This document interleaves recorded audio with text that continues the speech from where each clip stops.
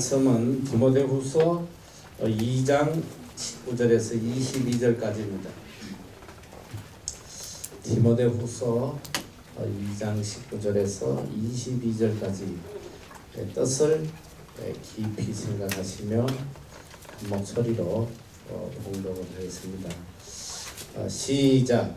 그러나 하나님의 견고한 터는 서서히 인침이 있어 일렀으되 주께서 자기 백성을 아신다 하며 또 주의 이름을 부르는 자마다 불의에서 떠날지어다 하였느니라.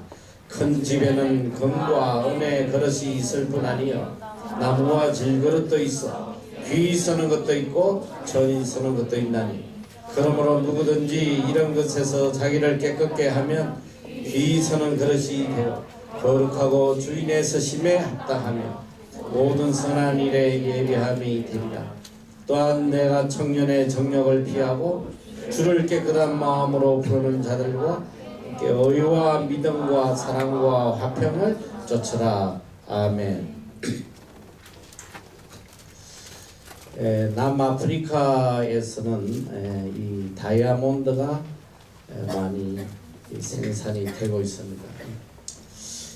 이 남아프리카에 이 다이아몬드 광산이 개발된 건 참 우연한 한 사건으로 인해서 개발이 됩니다.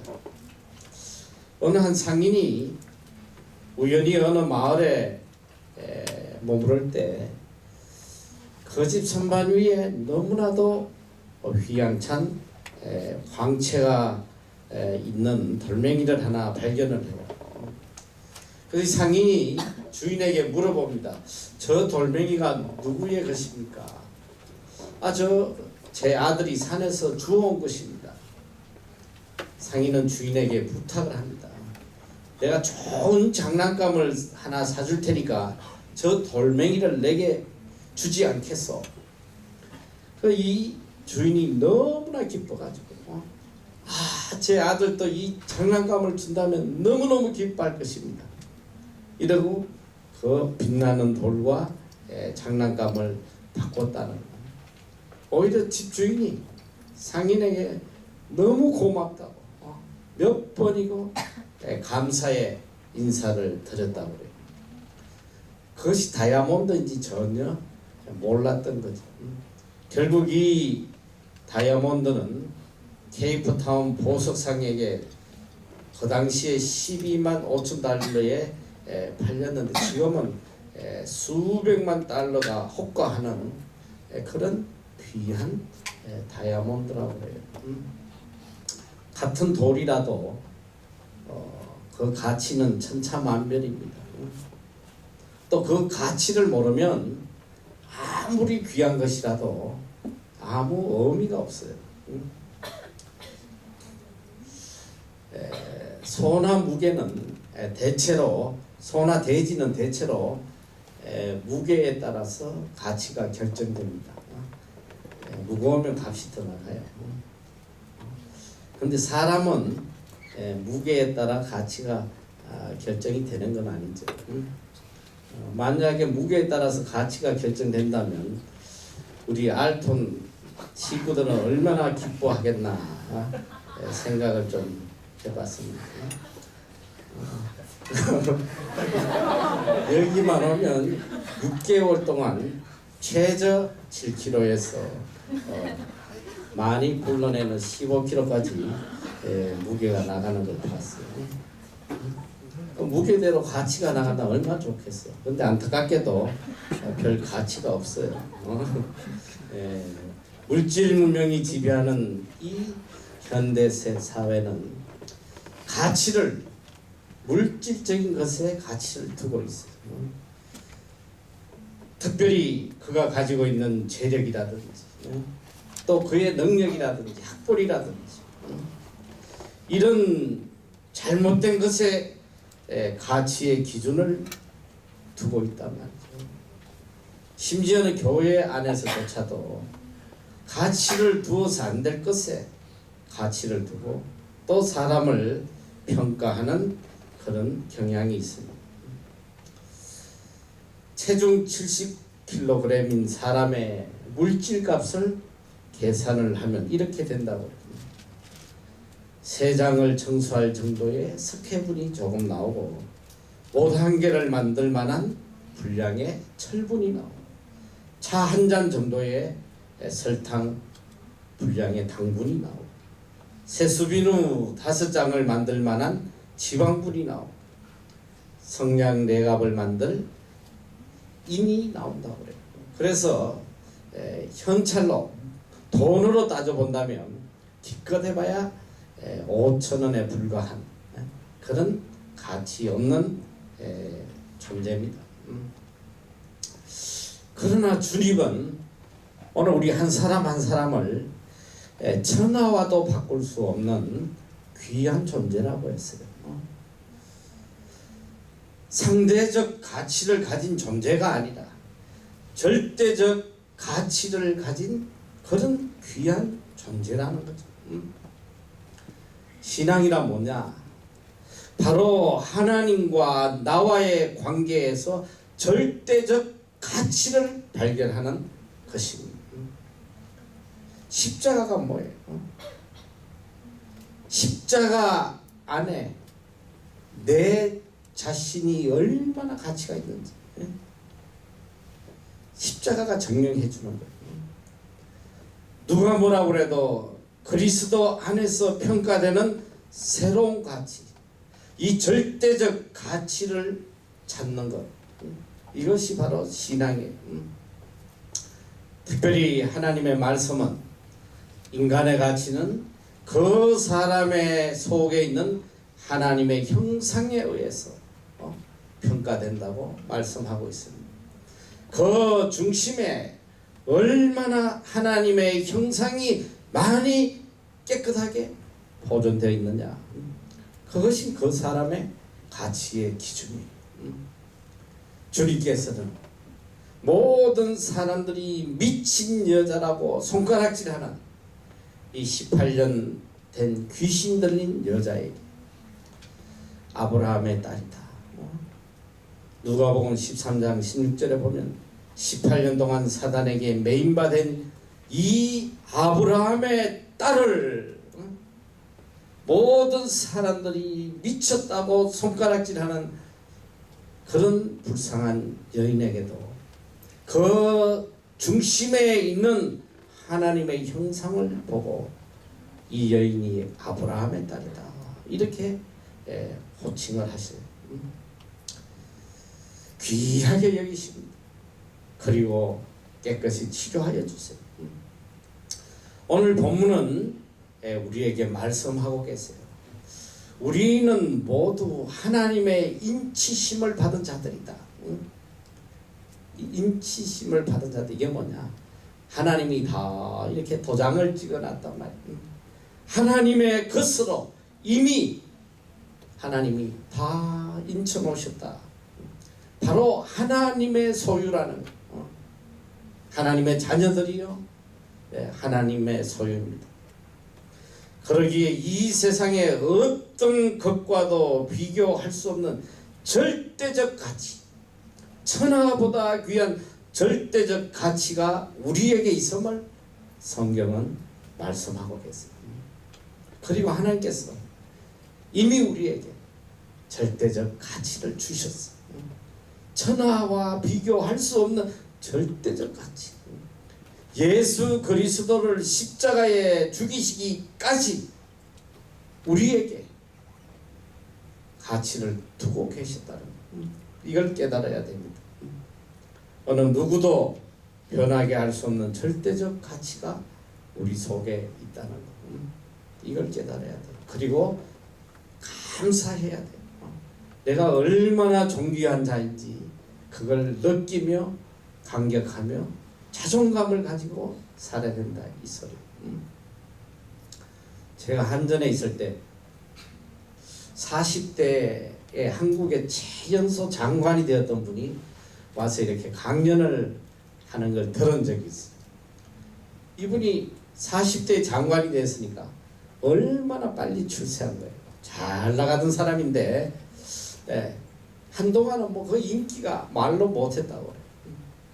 그런데 장관직에서 이제 물러나고 나서 이곳저곳을 다니며 강연을 하는데 어느 날 부산에 강연이 있어서 갔는데 공항에 나갔더니 많은 사람들이 꽃다발을 들고 기다리고 있더래요. 그래서 이분이 아주 흥분을 했어.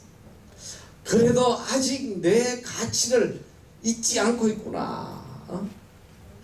아주 기쁜 마음으로 그들 앞에 다가가는데 어느 누구도 쳐다보지 않더래.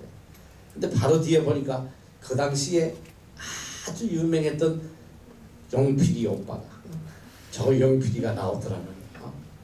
그래서 그분이 아주 인생에 무상함을 느꼈다. 이제 그런 이야기를 해요. 여러분, 이 세상의 가치라는 것은 환경에 따라 변하고 시대에 따라 변해요. 오늘 아무리 가치 있던 사람이라도 내일은 무가치하게 되는 경우가 얼마나 많은지 몰라. 특별히 연예인들 봐요. 그냥 이 연예인들 사인 한번 받으려고 말이지 막 구름대같이 몰려고 뭐 요새 보니까 뭐 이 젊은 연예인들 뭐 군대에 들어간다고 말이지. 아니 그 부대 앞까지 막 떼거리로 일본에서까지 와가지고 말이지. 그 들어가는데 눈물을 흘리면서 그거 다 미친 사람들 아닌가 모르겠어요. 난 도저히 이해를 못해. 지 가족이나 챙겨야지 왜 거기 와가지고 눈물을 흘리고 난리야. 그렇게 인기 있어도 몇 년만 지나면 어느 누구도 쳐다보지 않아요. 특별히 이 여자 배우들 탤런트들 보면 그렇게 인기 있다가 나이 들어가지고 오갈 데 없었어. 이 술집 마담하고 말이지. 막 이런 것들이 가끔 이렇게 뉴스 같은 데 나오는데 비참해요. 너무너무 비참. 생계를 이어가지 못하고. 여러분, 이 세상의 가치라는 것은 처지에 따라, 시간에 따라, 환경에 따라 언제나 변하는 가치. 절대적 가치가 아니란 말이지. 시대에 따라 변하고 능력에 따라 변하고 환경에 따라 변해요. 아무 가치 없어요. 그러나 하나님 안에서 우리의 가치라는 것은 절대 불변의 절대적 가치라는 거예요. 얼마나 우리가 귀한 존재인지 성경은 그걸 알려주고 있어요. 그런데 문제는 이 귀한 가치를 어떻게 지켜나가느냐, 이것이 우리가 할 일이에요. 하나님이 주신 이 절대적 가치를 어떻게 지키고 가느냐. 그래서 오늘 성경 본문에 보면 너무나 귀한 말씀이에요. 그릇이라는 말로 우리의 가치를 이야기하고 있어요. 자, 큰 집에는 금과 은의 그릇이 있을 뿐 아니요 나무와 질그릇도 있어 귀 서는 것도 있고 천이 서는 것도 있다. 오늘 우리 살아가는 데 있어서 그릇이 참 많이 필요해요. 가전 종류의 용도에 따른 그릇이 굉장히 많아요. 찻잔에서부터 큰 항아리까지 너무나 다양한 그릇이 많잖아요. 그리고 또 천차만별이야. 엄청 비싼 그릇도 있고 $2 샵에 가도 깔려있단 말이야. 좋은 그릇들. 이런저런 집에 가보면 참 재밌는 게 이 그릇을 말이지 장식용으로 이렇게 놔두는 집들도 참 많아요. 찻잔도 아름다워. 근데 그 차를 타 먹어야지. 그걸 갖다가 진열대 속에 넣어놓고 구경하는 그런 집들도 있어. 근데 그릇의 가치가 어디 있느냐? 우리 인간의 지식으로 볼 때는 나무 그릇보다는 은그릇이 훨씬 귀해요. 은그릇보다는 금그릇이 훨씬 귀하단 말이에요. 근데 가치는, 실제적인 가치는 그 그릇이 어떻게 서여지느냐에 따라서 가치가 있는 거예요. 자, 한번 상상을 해봐요. 이 간장은 이렇게 종지기에 담아서 이렇게 넣어서 먹어야 돼. 음식을 먹을 때. 만약에 간장을 큰 금 항아리에 넣어놓고 먹는다고 생각해봐. 얼마나 불편하겠어. 그래서 참 재밌는 게 우리가 이런 설렁탕 이런 거는 희한하게 이렇게 또 뚝배기에 이렇게 담아줘야 맛있지. 그걸 무슨 금그릇이라든지 은그릇에 담으면 왜 맛이 있겠나 싶어. 오늘 성경에 보니까 금과 은그릇이 있는데 그것이 귀하다 이런 말씀이 아니에요. 큰 집에는 금과 은의 그릇이 있을 뿐 아니요 나무와 질 그릇도 있어. 자, 여러 종류의 그릇이 있는데 귀히 서는 것도 있고 천히 서는 것도 있다. 귀하게 서 있는 그릇도 있고 천하게 서 있는 그릇도 있다. 금, 은그릇이 귀하다 그런 말씀이 아니에요. 여러 종류의 그릇이 있는데 귀하게 서 있는 것도 있고 천하게 서 있는 것도 있다. 금그릇은 귀하게 서이고 질그릇은 천하게 서인다. 이런 말씀이 아니에요. 질그릇도 귀하게 설 수 있고 금그릇도 천하게 설 수 있다. 만약에 금그릇을 화장실에 갖다 놓고 쓴다면 아주 천하게 서 있는 거겠지. 자, 세상에서 잘생기고 능력 있고 똑똑하고 모든 걸 다 갖췄다고 해서 세상 사람들은 같이 있겨봐요. 야, 잘생겼네.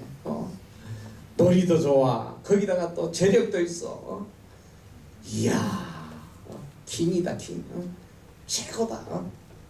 이렇게 가치 있게 평가하지만 하나님은 그렇게 평가하시지 않는단 말이지. 능력이 있다고 귀하게 평가하시지 않아요. 하나님에게는 능력이 없어도 괜찮고 남이 알아주지 않아도 괜찮고 가진 것이 없어도 괜찮아요. 오직 하나님은 어떤 자를 귀하게 서느냐. 오늘 여기 말씀해 봤더니 그러므로 누구든지 이런 것에서 자기를 깨끗하게 하면 귀히 서는 그릇이 되어 거룩하고 주인이 서심에 합당하며 모든 선한 일에 예비함이 되리라. 자, 우리 이 말씀 한번 크게 읽어보자. 굉장히 귀한 말씀인데 다 같이 시작. 그러므로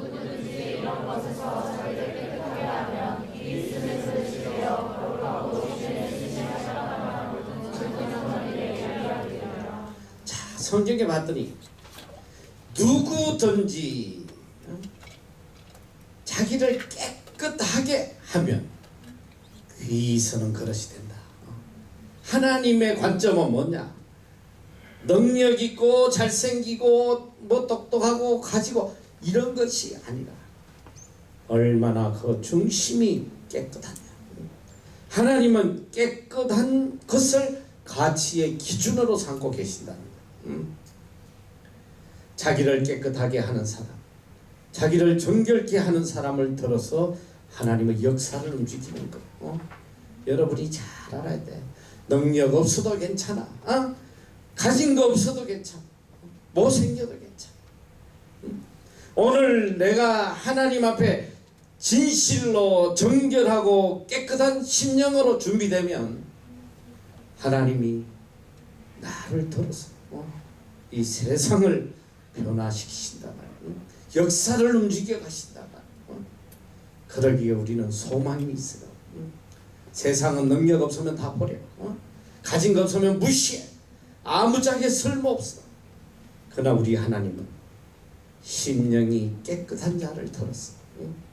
서신다. 어떻게 서시냐 보니까 주인의 서심에 합당하며 모든 선한 일에 예비한다. 주님 서식에 합당한 거야. 그리고 선한 일을 위해서 그를 도구로 사용하시는 거야. 그러기에 우리가 얼마나 소망이 있는지 몰라요. 어느 누구도 하나님 앞에 귀하게 설 수 있다는 거, 이걸 알아야 돼. 하나님께서 이스라엘의 왕을 세우려고 하실 때에 2대 왕을 세우려고 하실 때에 하나님께서 이새의 집에 가서 아들 중에 하나를 왕으로 세우라. 사무엘이 찾아가서 하나님께서 이 아들 8명 중에 아마 장자를 왕으로 세우시려나 보다. 그래서 이새에게 아들을 하나씩 데리고 와라. 기름을 부을 준비를 하고 아들을 딱 보는데 첫째 아들이 딱 나타났는데 이 엘리압이라고. 사무엘이 얼마나 감동을 한지 몰라. 역시 하나님은 다르시구나. 어떻게 이렇게 잘생기고 키도 크고 생긴 게 뭐 완전히 왕이에요, 왕. 그래서 기름을 부으려고 딱 할 때 하나님께서 너 아니야, 아니다. 그러면서 하나님께서 하시는 너무나 귀한 말씀이 있어요. 사무엘상 6장 7절. 여호와께서 사무엘에게 이르시되 그 용모와 신장을 보지 마라. 내가 이미 그를 버렸노라. 나의 보는 것은 사람과 같지 아니하나 하니 사람은 외모를 보거니와 나 여호와는 중심을 보느니라. 하나님은 외모와 신장을 보시지 않는다고요. 이 한 말씀만 해도 여러분에게 얼마나 큰 위로가 되는지 몰라. 나도 마찬가지고. 키를 안 보신대잖아. 외모를 안 보신대잖아. 얼마나 감격스러워, 안 그래? 만약에 하나님 나는 외모와 신장을 보노라 하면 너희들 소망이 없어요. 나도 마찬가지고. 다 인생 끝나버렸어. 아니면 저기 성형외과 가지고 다리를 쇠를 파가지고 늘려야 돼. 너무 감사한 거야. 하나님은 나 여호와는 중심을 보느니라. 얼마나 감격스러워. 오늘이라도 내 중심이 정결하고 깨끗하면 하나님이 서시겠다는 거예요. 모든 세상 사람들은 능력 없다고, 학벌 없다고, 가진 거 없다고 무시할지 몰라. 그러나 하나님에게 있어서 나는 천하보다 귀한 존재. 내 중심을 보시고 나를 인정하시고 사랑해 주시고 나를 높여 주시고 존귀히 여겨 주신단 말이죠. 이렇게 좋으신 하나님을 생각하면 우리 얼마나 감사하고 감격스러운지 몰라요. 하나님께 존귀하게 가치 있게 여김을 받는다면 이보다 더 귀한 것이 어디겠어. 이 세상이 다 나를 환호하고 존경해도 러빗이 아무짝에 쓸모없는 거. 아무 가치 없어. 내가 얼마나 하나님에게 인정받고 사느냐, 이거보다 더 중요한 게 없단 말이야. 내가 늘 이야기하잖아. 하나님에게 잘 보이면 그걸로 끝이야. 하나님이 기뻐하시면 그걸로 끝나버린 거야. 더 이상 중요한 게 없어요. 하나님께서 귀히 서시는 그릇이 되는 것, 이것이 가장 중요한 문제예요. 리플리라는 사람이 쓴 믿거나 말거나 라는 책에 이런 이야기가 나와요. 5달러짜리 쇠 한 덩어리를 가지고 말 발굽을 만들면 50달러에 팔 수 있다. 근데 이걸 가지고 바늘을 만들면 5,000달러 어치를 만든다는 거예요. 시계를 만들면 5만 달러 이상의 가치를 만들어 낼 수 있다. 꼭 같은 재료를 가지고 어떻게 사용하느냐에 따라서 그 가치가 천차만별이 되는 거예요. 오늘 성경은 분명히 말씀하고 계세요. 그러므로 누구든지 이런 것에서 자기를 깨끗하게 하면 귀히 서는 그릇이 되어 거룩하고 주인의 서심에 합당하며 모든 선한 일에 예비함이 되리라. 하나님은 어떤 자를 쓰느냐? 너무나 감격적인 말씀이에요. 첫째로 하나님은 자기를 깨끗하게 한 사람을 쓴다. 자기를 깨끗하게 거룩하게 만든 사람을 쓰신다. 여러분 깨끗하다는 게 뭐예요? 거룩하다는 게 뭐예요? 응? 자기를 구별하는 거예요. 이제 세상에 속한 사람이 아니라 하나님이 인치신 사람으로 하나님의 자녀로 이제는 죄로부터 악으로부터 세상의 것들로부터 구별된 하나님의 성품을 가지고 살아가는 이 거룩한 자로 살아야 된다. 내 자신을 거룩하게 만들어야 돼. 그러면 하나님께서 서신다고 약속하셨어요. 레위기 19장 2절 말씀처럼 너는 이스라엘의 자손의 온 회중에게 고하여 이르라. 너희는 거룩하라. 나 여호와 너희 하나님이 거룩함이니라. 내가 정말 하나님 앞에 서임받기를 원하면 거룩한 자가 돼야 돼. 구별된 자가 돼야 된다. 하나님을 믿으면서도 신앙생활을 하면서도 세상 사람들하고 다를 바가 하나도 없어. 이런 자는 서임받지 못해. 세상 사람들의 소원, 세상 사람들의 가치관, 세상 사람들의 습관, 세상 사람들의 쾌락, 똑같은 삶을 살다면 하나님께서 사용하시지 않겠지. 너희는 먼저 깨끗해라, 거룩해라, 구별된 삶을 살아라. 히브리서 13장 12절에 보면 그러므로 예수도 자기 피로써 백성을 거룩게 하려고 성문 밖에서 고난을 받으셨느니라. 예수 그리스도가 십자가에 피 흘려 죽으신 이유가 뭐냐? 성경은 우리에게 우리를 거룩게 하기 위함이라고 증거하고 있어요. 주님께서 십자가에 돌아가시고 우리로 하여금 거룩한 자가 되도록 하시기 위함이다.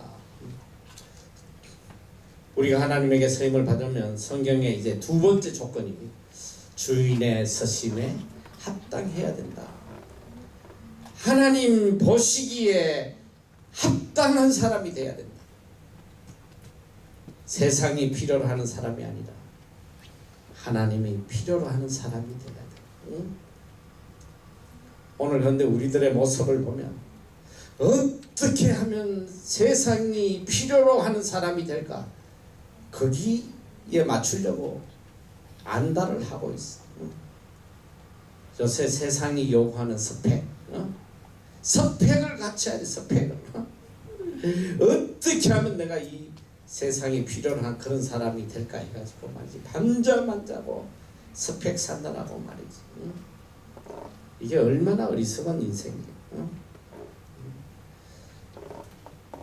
하나님의 마음에 합한 사람, 하나님이 서심에 합당하게 준비된 사람, 여러분 이 사람이 돼야 돼요. 그러면 하나님 보시기에 합당하면 하나님이 들어서 서시는 거야.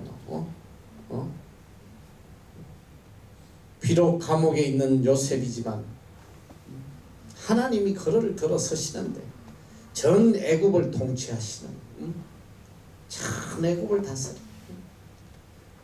비록 포로로 잡혀온 다니엘이지만 하나님 서시기에 합당한 자로 될 때 그를 들어서 대바벨론 제국을 통치하게 하신단 말이에요. 하나님의 이 역사하심이 얼마나 위대한지.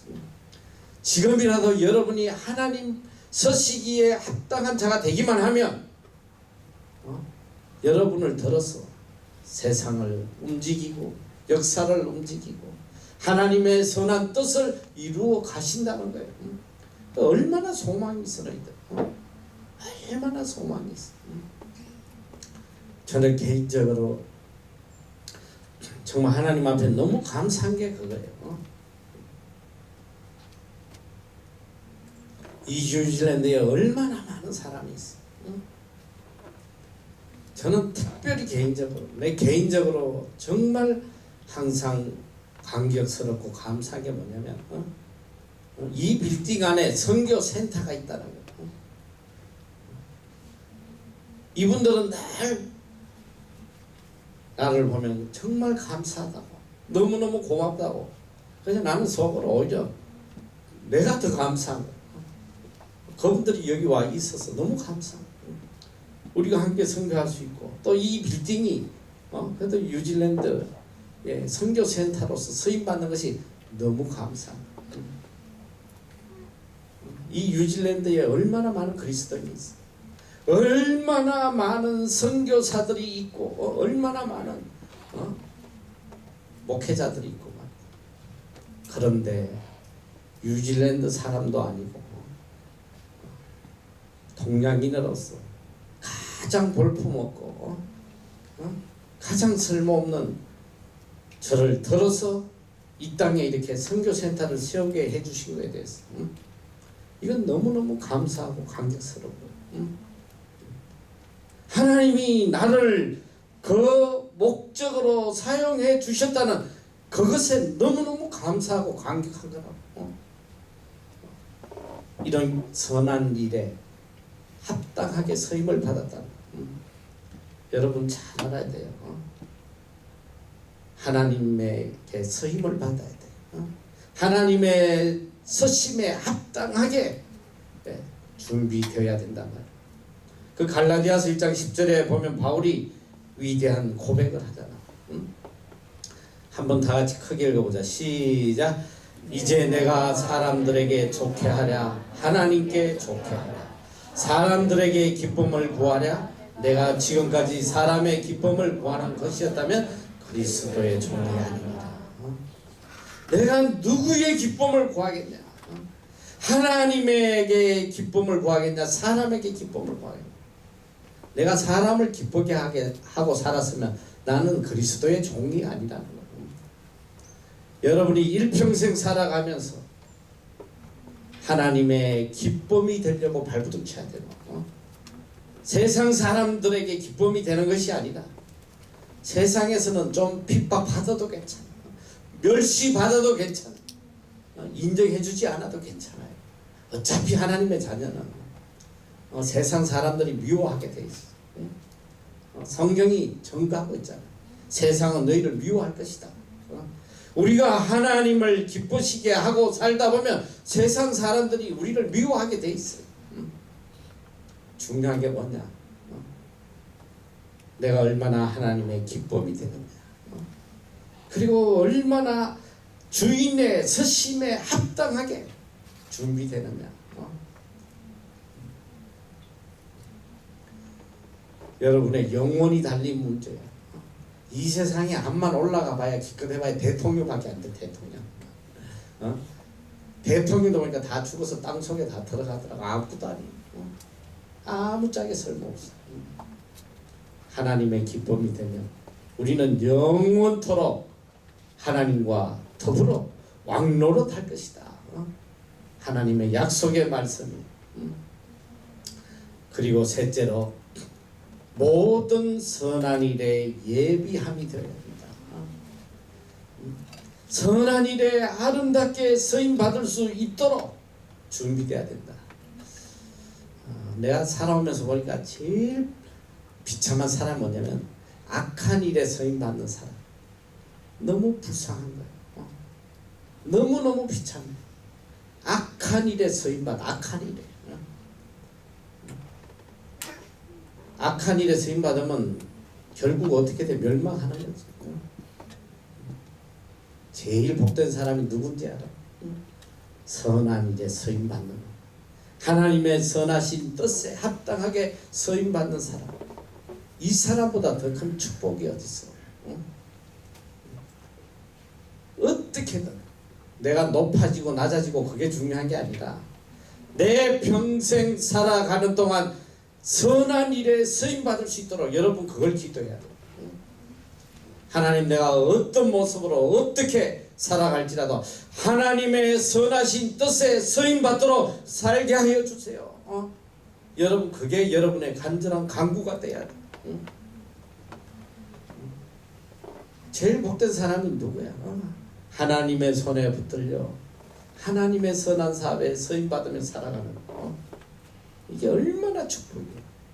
그래서 최소한 지금 여기에 있는 여러분들은 가장 귀한 시간을 보내고 있다.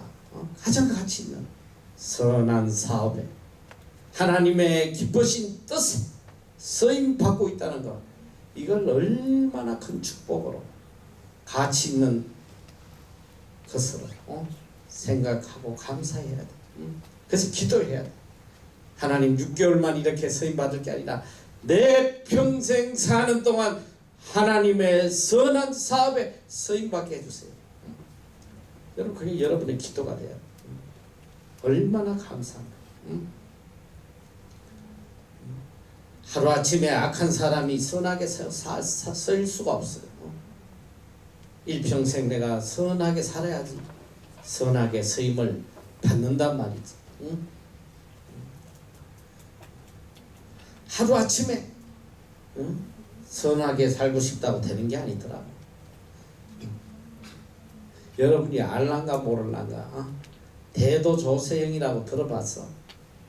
요새도 뭐 자주 언론에 등장하는 사람. 이 사람이 수십 년 전에, 그때가 70년대인가 뭐 80년대인가 모르겠어, 아주 한국의 신문을 장식을 했던 사람. 이 사람은 주로 도둑은 도둑인데 가난한 사람 집을 털지 않고 고관들, 부유층들, 재벌들, 이런 집에 가서 주로 물방울 다이아 뭐 이런 거를 훔쳐가지고, 그리고 그걸 가지고 이제 어려운 집에 이런 뭐 양식도 갖다 주고 막 이랬다는 거예요. 그래가지고 한동안 이 사람이 얼마나 인기가 좋은지 몰라. 대도, 그냥 대도가 어디서, 우리 역사에 대도 임꺽정이라고 있지. 임꺽정, 약탈해서 가난한 사람 도와주는 아주 그 시대의 영웅이었죠, 대도. 근데 이 사람이 이제 탈출을 했을 때에, 감옥에서 탈출했을 때 전 국민이 안 잡히길 간절히 바랬어. 너무 훌륭해가지고. 근데 잡혔잖아. 잡혀서 감옥에서 오래 살았어. 내가 보니까 이 사람 전과 몇십범이야, 몇십범. 그런데 감옥에 들어가서 이 사람이 어떻게 되냐면 복음을 듣고 변화가 됐어. 청송 감호소에서 변화가 돼가지고 얼마나 신앙생활을 열심히 한지 몰라. 그리고 이 사람이 출소하면서 그랬어. 나는 이제 일평생 하나님을 위해서, 복음을 위해서 재소자들을 변화시키는 일에 나는 평생 살 것이다. 그리 와가지고 재소자 선교 단체를 만들어. 그래야 전국을 다니면서 복음 전하고 감옥 다니면서 재소자들 변화시키고. 근데 얼마 안 있다 보니까 도둑으로 잡혔어요. 그것도 우리나라가 아니고 일본에 가가지고, 일본에 가서 남의 집에 들어가서 물건 훔쳐 나오다가 잡혀가지고 한국에 끌려왔어. 그 감방에 들어서 살다가 그렇게 오래 살진 않고 또 몇 년 살다가 나왔어. 와가지고 또 얼마 있다가 또 잡혀 들어갔어. 또 나왔어. 요번에 보니까 또 장물회비 하다가 도둑놈들이 훔쳐온 거 팔아주다가 또 잡혀가지고 요번에 또 감방에 들어가.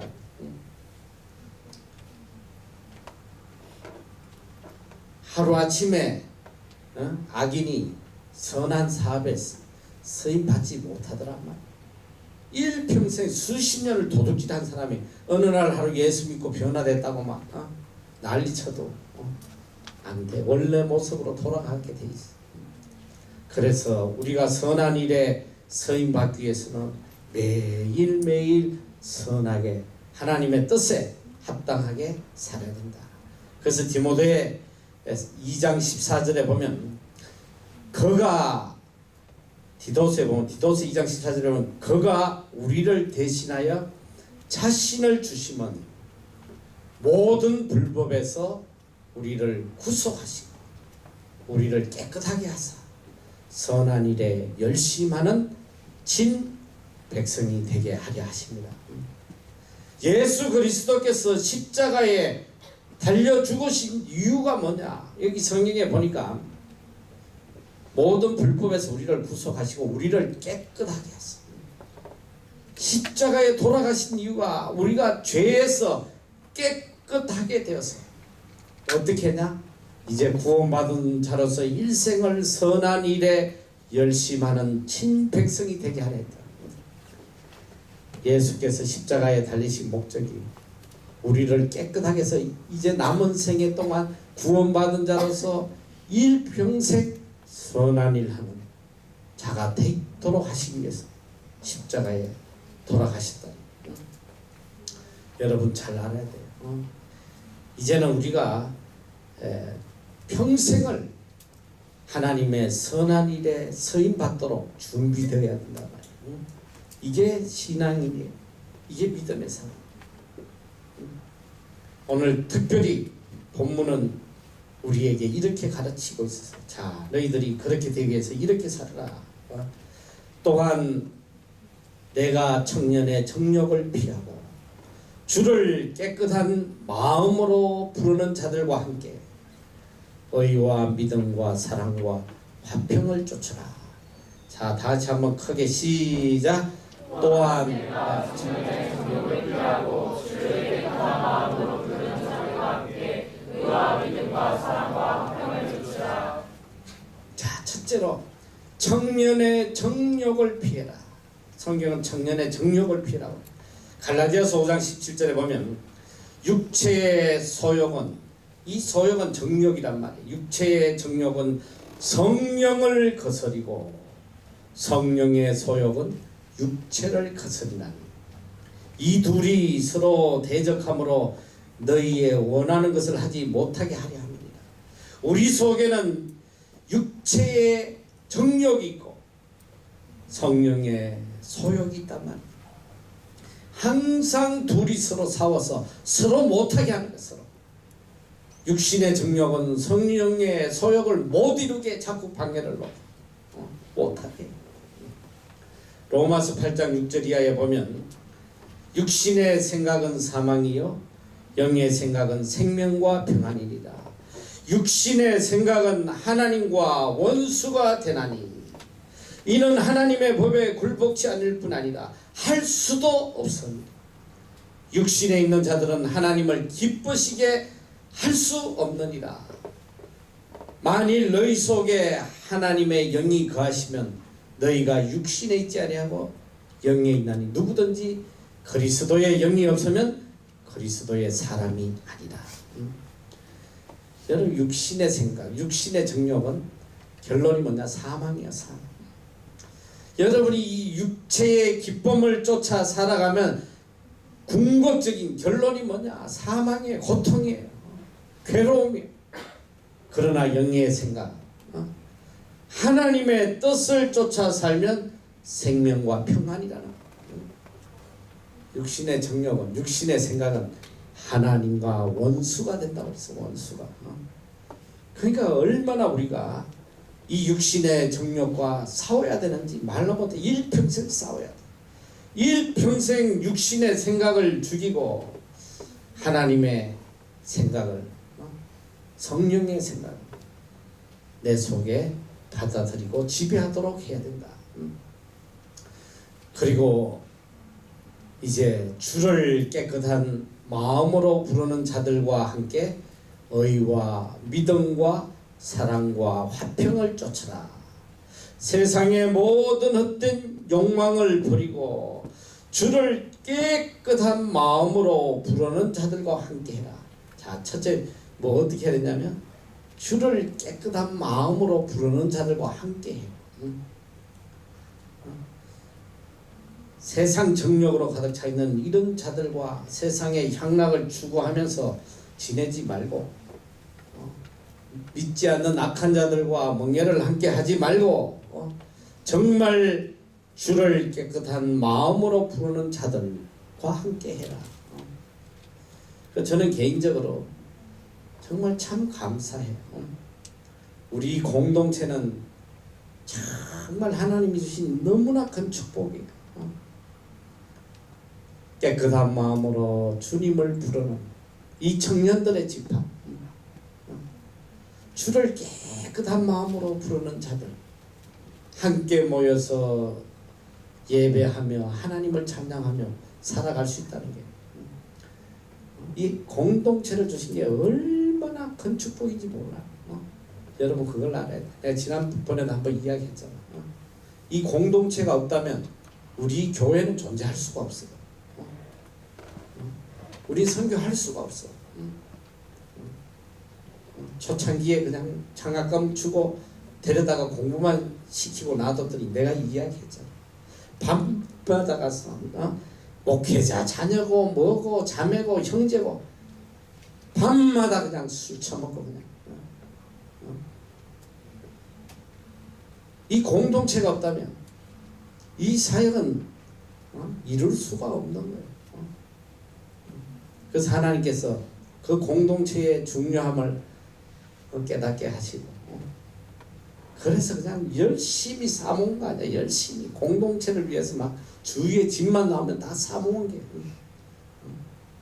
얼마나 감사한지. 항상 살아가면서 주를 깨끗한 마음으로 부르는 자들과 함께 해야 됩니다. 이거 마음속에 새겨야 돼요. 이 똥파리 같은 놈들 맨날 술이나 퍼먹고 말이지. 맨날 그냥 클럽이나 돌아다니고 이런 놈들하고 함께하면 다 멸망하는 거야. 성경은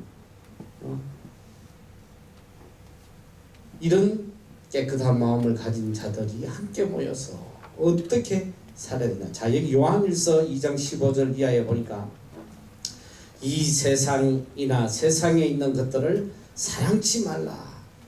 누구든지 세상을 사랑하면 아버지의 사랑이 그 속에 있지 아니하나니. 이는 세상에 있는 모든 것이 육신의 정욕과 안목의 정욕과 이생의 자랑이니 다 아버지께로 쫓아온 것이 아니요 세상으로 쫓아온 것이라. 이 세상도 그 정욕도 지나가되 오직 하나님의 뜻을 행하는 이는 영원히 거하는 놈이라. 할렐루야. 얼마나 귀한 말씀이요. 세상도 정욕도 다 지나가되 오직 하나님의 뜻을 행하는 자만 영원히 거한다. 세상의 것들 사랑하지 마라. 누구든지 세상을 사랑하면 아버지의 사랑이 그 속에 없다. 세상에 있는 모든 것, 세상에 있는 에브리싱이라고 성경은 세상에 있는 모든 것은 육신의 정욕과 안목의 정욕과 이생의 자랑이다. 이 다 하나님과 원수된다는 거예요. 그래서 우리는 세상을 멀리해야 돼요. 디모데후서 3장 1절 이하에 보면 내가 이것을 알라 말세에 고통하는 때가 이르니니 사람들은 첫째로 뭘 하냐? 자기를 사랑하며 그 다음에 돈을 사랑하며 이 다 돈에 미쳐 있어. 그리고 전부 다 자기 중심적. 자기밖에 모르나. 조금도 남을 위해서 헌신하지 않으려는 이런 마음들이 가득 차 있단 말이에요. 이기적인. 그리고 돈에 미쳐가지고 돈이라면 그냥 신앙이고 뭐고 다 팔아먹는. 자긍하며 교만하며 해방하며 부모를 거역하며 감사치 아니하며 감사도 없어요. 거룩지 아니하며 무정하며 원통함을 풀지 아니하며 참수하며 절제하지 못하며 사나우며 선한 것을 좋아하니하며. 선한 것을 싫어해. 선한 것을 악한 것만 좋아한단 말이에요. 배반하여 팔며 조급하며 자고하며 쾌락을 사랑하기를 하나님 사랑하는 것보다 더하며 육신의 쾌락을 하나님 사랑하는 것보다 더 사랑하는 이게 말세에 일어나는 일들이에요. 근데 결론이 뭐냐? 고통하는 거예요. 고통. 이렇게 살면 고통에 빠지는 거예요. 경건의 모양은 있으나 경건의 능력은 부인하는 자니 이 같은 자들에게서 내가 돌아서라. 이런 자들과 함께 하지 말란 말이지.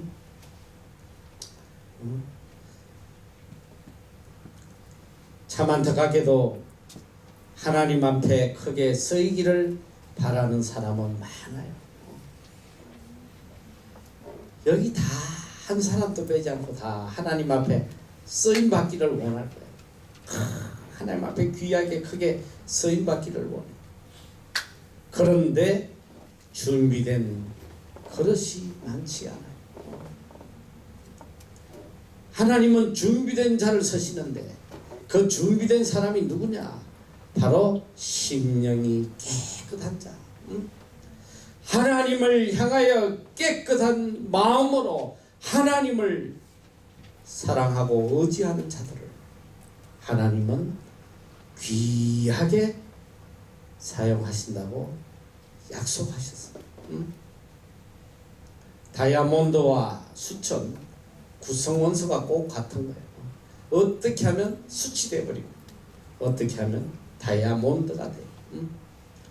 예수 그리스도를 품고 살아가면 다이아몬드처럼 귀하게 될 것이고 세상을 품으면 수처럼 무가치하게 서일 뿐입니다. 여러분, 하나님의 형상 안에 우리의 진정한 가치가 있어요. 하나님을 떠나서는 어떤 존재도 가치를 가질 수가 없습니다.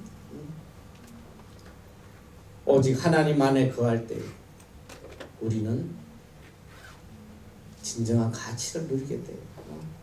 한 가지만 생각하란 말이에요. 어떻게 하면 내가 하나님에게 서임받을까? 어떻게 하면 하나님 안에 거할까?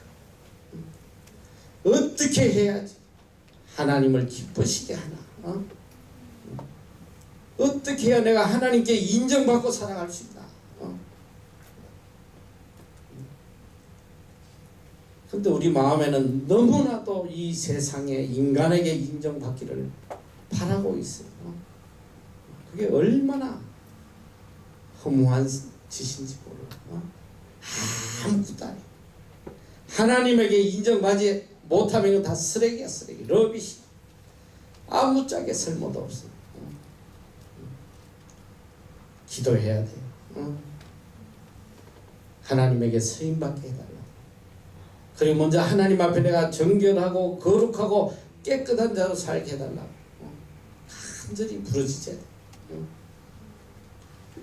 이제는 불의에서 떠나서 의와 믿음과 사랑과 화평을 쫓아라. 의와 믿음과 사랑과 화평을 쫓아 하나님께 귀하게 서임받는 자가 되어라. 하나님에게 서임받는 사람, 성경은 우리에게 분명하게 가르쳐주고 있어요. 심령이 깨끗한 자, 거룩한 자, 오직 의와 믿음과 화평을 쫓아 정결하게 살아가는 사람, 하나님께서 크게 사용하실 거라고 약속하고 계세요. 이 믿음으로 자신을 귀하게 만들어가는 여러분 되시기를 축원합니다. 기도하겠습니다.